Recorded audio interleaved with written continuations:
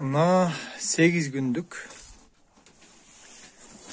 8 gündük.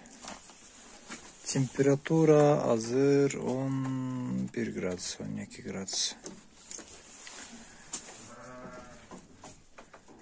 Şunday ösötken 13 gradus. Biraz uzağırak bolgonu menen ösötken beraber. Assalamu alaikum. Bugün saraydın bir burçundagı жемендирилип аткан экспериментальный бурч менен тааныштырып коеюн. Бул арпа. Арпаны чайкап туруп bir күн чылап коюп атабыз.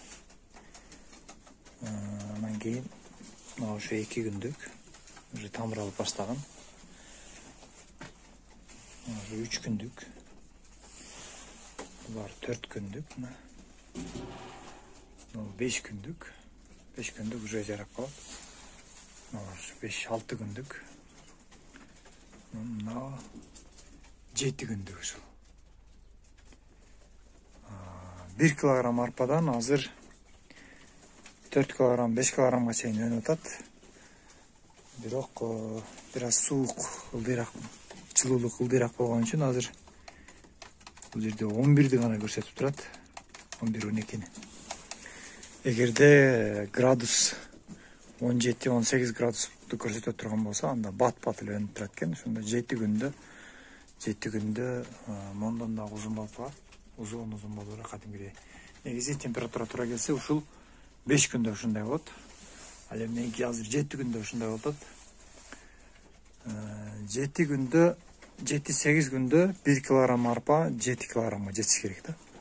7 килограмм тамырды бериш керек. Алтын көрсөтөйүн.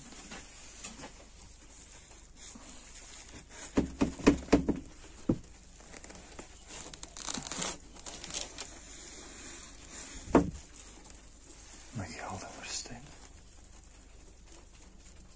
Ушундай болот. Таптаза малдын жашы абдан жакшы. Эмне менен ысытабыз десеңиз, кадимгидей эле үйгө салган жылыткыч, үйгө сайган. 2 тарабын күйгүз коем.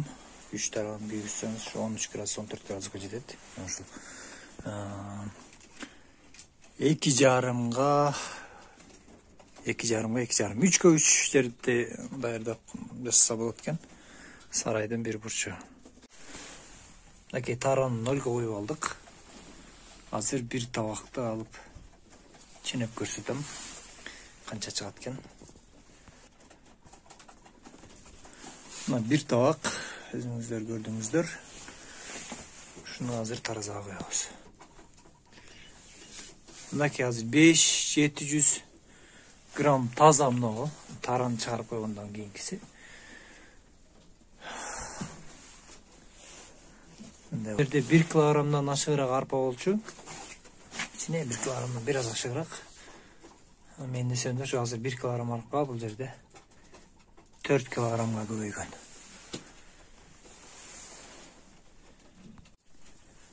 Мынакей 12 килограмм, 2,5 килограмм арпа. 2,5 килограмм таза арпадан мындай 12 килограмм таза беси темир тараны чыгарып койгондон кийинкиси. Hazır көрсөтөйүн, тара 3,5 килограмм чыгат, өзү минус болуп калат.